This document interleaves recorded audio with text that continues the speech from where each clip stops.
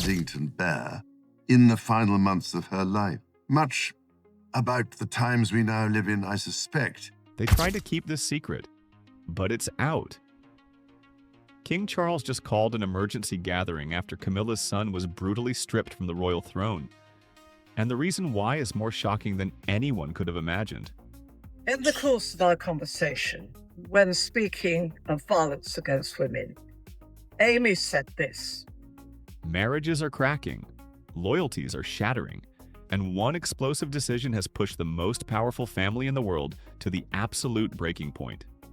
To understand why the removal of a private citizen with no formal royal role could trigger the kind of internal crisis that demands an emergency gathering of senior royals, it helps to understand who Tom Parker Bowles actually is, and what kind of position he had come to occupy within the royal household over the years. Tom was born in 1974, the eldest child of Camilla and her first husband, Andrew Parker Bowles. When his mother married King Charles in April 2005, Tom did not become a member of the royal family in any official sense. He carried no title, assumed no duties, and made no claim on the institution's formal structures. He has spent his adult life building a successful independent career as a food writer and restaurant critic, authoring a string of cookbooks, including one published in late 2024 that explored royal recipes across 2 centuries of British history. On paper, he is simply a private individual who happens to have a famous mother and a king for a stepfather. But the reality inside the royal household has never been quite that simple. Tom Parker Bowles has always been one of the people closest to Queen Camilla, and that proximity, over the years since Charles's accession to the throne in September 2022, quietly translated into something more significant than his civilian status would officially suggest. He was not attending state functions or sitting in on palace briefings. He was not advising the king or participating in any formal capacity in the running of the institution. But he was his mother's son. He spoke with her regularly. He understood her position within the family with a depth that comes only from a lifetime of watching it up close. And in a household where access to the queen consort represents a meaningful form of influence. Regardless of whether it is formally acknowledged, his relationship with Camilla made him a presence that certain figures within the palace had grown increasingly uncomfortable with over time. The discomfort did not appear overnight. It had been building across the months and years since Charles became king, shaped by the broader tension that insiders describe as a quiet but persistent struggle over influence at the center of the royal household. When Camilla became queen consort, she did not simply acquire a new title. She acquired a platform, a staff, and a degree of institutional standing that gave her influence a formal weight it had previously lacked. With that came questions, mostly unspoken, about who had her ear and how much the answers to those questions mattered to the functioning of the monarchy. Tom Parker Bowles, in that context, was never simply a stepson visiting his mother. He was a figure whose closeness to the queen consort existed entirely outside the formal accountability structures of the palace, which made him, in the view of those who prioritize institutional discipline above personal loyalty, a variable that the monarchy could not fully account for or control. The tensions between Tom Parker Bowles and Prince William are not new, and they are not rooted solely in institutional concerns. They stretch back to the years before Charles' accession, to the period when Camilla's children were first being gradually introduced into royal family life, and when William was still working through the complicated feelings that came with watching his father build a new life with the woman who had been present throughout the collapse of his parents' marriage. That history never fully disappeared. It was managed, contained, translated into the kind of surface civility that the royal family is practiced at maintaining. But it did not go away. By the Christmas of 2024, it had broken through that surface in a way that created a genuinely difficult situation for the palace to navigate. Reports circulated, drawn from sources familiar with the internal discussions around the Sandringham Christmas gathering, that Prince William had made his concerns about Tom Parker Bowles' presence at the event known in terms that could not easily be set aside. The suggestion, as it reached the public in the weeks surrounding the holiday, was that William's willingness to participate in the gathering was not entirely separate from the question of who else would be attending it. Tom, for his part, confirmed publicly that he was at Sandringham that Christmas. He did so openly in a conversation with The Telegraph, with the straightforwardness of someone who considered the matter unremarkable. But the fact that his presence had become a subject of discussion at all, that it had become a point of friction between the queen consort's family and the heir to the throne, reflected something real about the shifting dynamics within the royal household. A situation that had previously been managed through careful choreography was no longer managing itself quietly enough. It is worth pausing here to consider what Tom Parker Bowles himself has said, publicly and on the record, about his place in the world of the monarchy. His position on the question of royal titles has been clear and consistent. Asked about the possibility of ever receiving one, he was emphatic. He said it would be, in his own words, appalling. He said that if he were suddenly made a prince, people would storm the gates of Buckingham Palace. He called it the quickest route to revolution he could imagine. These are not the comments of a man angling for a greater share of royal life. They are the comments of someone who understands exactly where the boundaries of his position lie and who has chosen, apparently without great conflict, to remain within them. But the monarchy does not always distinguish cleanly between formal ambition and informal proximity. The concern that appears to have driven the recalibration of Tom Parker Bowles' access to the inner circle was not that he was seeking a title or attempting to expand his role in any official direction. It was that his closeness to Camilla, his presence at royal estates and gatherings, and the influence that naturally flows from being the trusted eldest child of the queen consort had created a dynamic that sat uncomfortably with the expectations of others within the family, most significantly with the expectations of the man who will one day be king. Prince William's approach to the monarchy is defined by all accounts from those who know him well, by an acute awareness of the institution's vulnerabilities. He has watched, from a closer distance than almost anyone, the damage that personal conflicts and competing loyalties within the royal household can do to the public trust the monarchy depends upon. He has seen what happens when the private lives of the royal family become entangled with its public function in ways that are difficult to separate or contain. And he has drawn conclusions from that history that shape his instincts about how the institution should be run, and about what kinds of informal arrangements represent risk that a responsible future king cannot afford to simply accept. The quiet withdrawal of Tom Parker Bowles from the position he had come to occupy within the inner circle of the monarchy was, in that sense, not a spontaneous act. It was the result of pressures that had been accumulating for some time, pressures that reflected a genuine disagreement within the royal family about how close the queen consort's private relationships should be allowed to come to the formal functioning of the institution, and about who had the authority to draw those lines. And it was the moment when those pressures finally became visible enough and serious enough that King Charles concluded he could no longer leave them unaddressed. The gathering he called was his attempt to do something about that. Whether it was too late to prevent the damage from spreading is a question that the events that followed have not yet fully answered.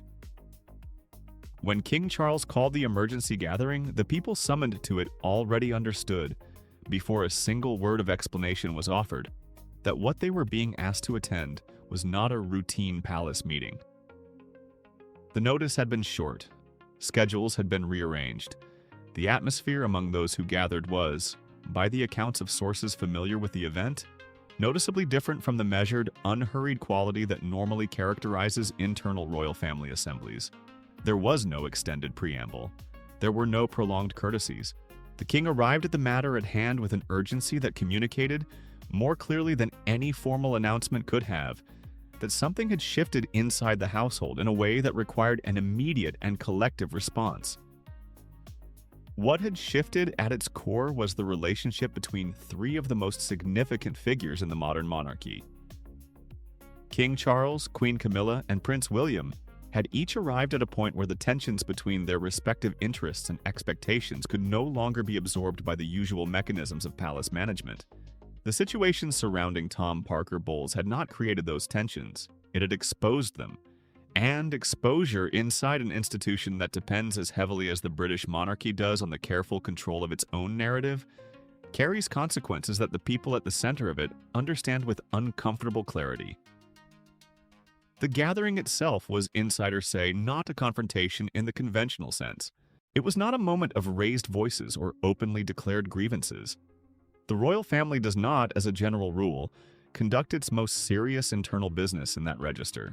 What it was, instead, was a structured attempt to bring into the same room the competing perspectives that had been pulling against each other for months, and to find, if not a resolution, then at least a shared understanding of where each party stood and what each was prepared to accept going forward. That is a considerably more difficult task than it sounds when the people in the room include a king who is managing a serious illness while trying to hold his household together, a queen consort whose sense of personal injury over the treatment of her son is running at a level that those close to her describe as genuine and deep, and a future king whose position on the matter has the particular weight that comes from representing not just his own preferences, but the long-term institutional interests of the monarchy he will one day lead. Camilla's response to the stripping of her son's access to the inner circle had been, sources say, anything but passive. She had not, in the weeks and months preceding the gathering, made any public statement about the situation. That would have been entirely out of character for a woman who has spent 5 decades learning how to navigate the interior of the royal family without exposing its most sensitive fault lines to outside view. But privately, those close to her describe a woman who felt the withdrawal of her son's standing as a personal affront of considerable magnitude. Not because she had ever imagined that Tom held a formal position that could be formally removed, but because the message embedded in that withdrawal was one she could not misread. It was a signal that the boundaries of her own world within the monarchy were being redrawn by forces that did not require her agreement. That reading of the situation, whether entirely accurate or shaped by the natural distortions of personal hurt, had consequences for the atmosphere within the royal household that went well beyond the question of one man's access to royal estates and family gatherings. It introduced into the marriage at the center of the monarchy a level of strain that those with knowledge of the situation described as real and ongoing. Charles found himself, in the months leading up to the gathering, in a position that no amount of preparation for kingship had specifically equipped him for.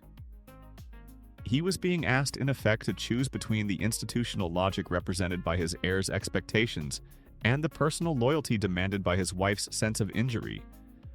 Neither choice was clean. Neither came without cost.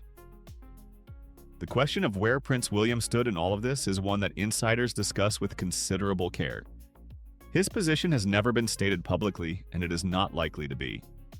William is, by all accounts, a man who has learned from the most painful chapters of his family's history that the public airing of internal royal disputes does damage that takes years, sometimes decades, to fully repair.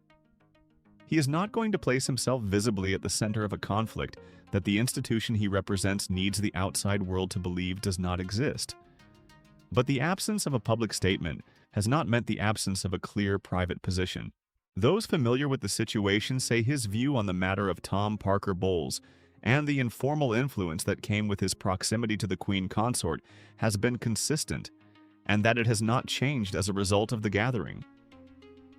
What William represents in this situation is something more than a personal preference. He represents a particular vision of what the monarchy needs to be in order to survive the pressures of the coming decades. It is a vision shaped by his understanding of the institution's vulnerabilities, by his awareness of how quickly public trust can erode when the private realities of royal life become visible in ways that the palace cannot control, and by his conviction that the informal arrangements which accumulate around powerful figures within the household need to be held to a standard of accountability that the monarchy's formal structures can actually sustain. From that perspective, the concern about Tom Parker Bowles was never truly about Tom Parker Bowles as an individual.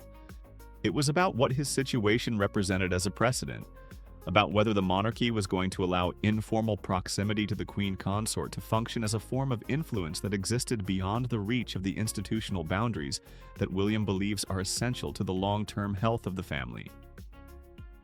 The gathering did not resolve that question. Sources familiar with the outcome describe what emerged from the meeting not as a settlement, but as a temporary stabilization. The kind that occurs when the people involved in a serious conflict each conclude, independently and without warmth, that the costs of immediate escalation are higher than either is currently prepared to pay. Agreements of this kind are inherently fragile, They hold only as long as the underlying conditions that produce the conflict remain stable enough that none of the parties involved feels that the balance of the arrangement has shifted sufficiently to justify a more direct response. And the underlying conditions, insiders are careful to note, have not fundamentally changed. Camilla's son remains in the position he has always occupied, a private individual with no formal role and no official standing within the monarchy. But the question of what access means in practice, what proximity to the queen consort looks like in the day-to-day life of the royal household, and where the line sits between a mother maintaining a normal relationship with her adult son and a queen consort allowing an informal power dynamic to develop around a family member who exists outside the institution's accountability structures, remains as unresolved as it was before the meeting was called. For the monarchy as an institution, the significance of this episode extends well beyond the personal circumstances of the individuals at its center. It raises questions about the structural model that the House of Windsor has operated under for generations, a model in which the informal relationships that inevitably form around the most senior figures in the family are managed through discretion and mutual understanding rather than through any formal framework of rules or accountability.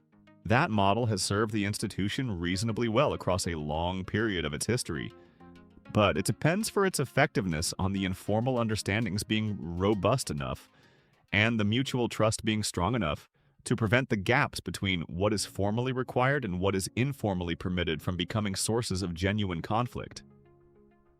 When those gaps become sources of conflict, as they have in the situation surrounding Tom Parker Bowles, the institution discovers that it has very few reliable mechanisms for closing them. It can signal displeasure through the withdrawal of access and the quiet recalibration of proximity. It can be called gatherings in which the relevant parties are brought together, and the competing expectations are laid out in terms that allow everyone present to understand where the pressure points are. But it cannot legislate informal relationships out of existence. It cannot reach into a phone call between a mother and her son and remove the influence that flows naturally from that relationship. And it cannot pretend, convincingly or for very long, that the people inside its inner circle are not also human beings whose personal loyalties, family bonds, and individual sense of dignity do not occasionally pull against the institutional logic that the palace would prefer to see govern everything. King Charles is governing in conditions of personal and institutional complexity that are, by any reasonable measure, extraordinary. He is managing a serious health situation. He is attempting to maintain the stability of a marriage that is operating under strains that would test any couple, let alone one living under the level of scrutiny that attaches to the two most senior figures in the British monarchy. He is trying to maintain a working relationship with an heir whose vision of the institution's future is not always perfectly aligned with the realities of the present reign. And he is doing all of this while leading an institution whose capacity to project stability to the outside world depends on none of those internal pressures becoming visible enough to undermine the confidence that public trust requires. The emergency gathering was, in that light, both necessary and insufficient. It was necessary because the situation had reached a point where the absence of a direct response was itself becoming a form of institutional damage. It was insufficient because the forces driving the situation are not the kind that can be resolved in a single meeting, however carefully convened, or however seriously attended. What the gathering produced was a moment of shared acknowledgement, an understanding among the people in that room that the dynamics within the household had shifted in ways that required attention, and that the usual practice of managing those dynamics through silence and studied composure was no longer adequate to the task. Whether that acknowledgement translates into the kind of structural change that might prevent similar crises from arising again is a question that those close to the situation answer with something less than confidence. The monarchy is an institution with deep instincts toward continuity. It changes slowly and it changes most reluctantly in precisely the areas where change is most needed. The informal arrangements that create the conditions for conflicts like this one to develop are not the kinds of things that royal families readily formalize or openly examine. They are the kinds of things that are managed, generation after generation, in the hope that the management holds long enough to avoid the confrontation that genuine resolution would require. For now, the management is holding. The public face of the monarchy continues to present the composed, unified image that the institution has always worked to project. The charitable engagements are proceeding. The official photographs show a family performing its duties with the practiced ease of people who have been doing this their entire lives. But behind that image, the questions raised by the emergency gathering remain open. The relationships it strained remain strained. And the man at the center of it all, a food writer with no title and no official role, continues to be exactly what he has always been. The son of a queen, navigating the complicated space between a family that is also an institution and an institution that has never quite worked out what to do with the parts of itself that cannot be made to fit neatly inside its formal structures.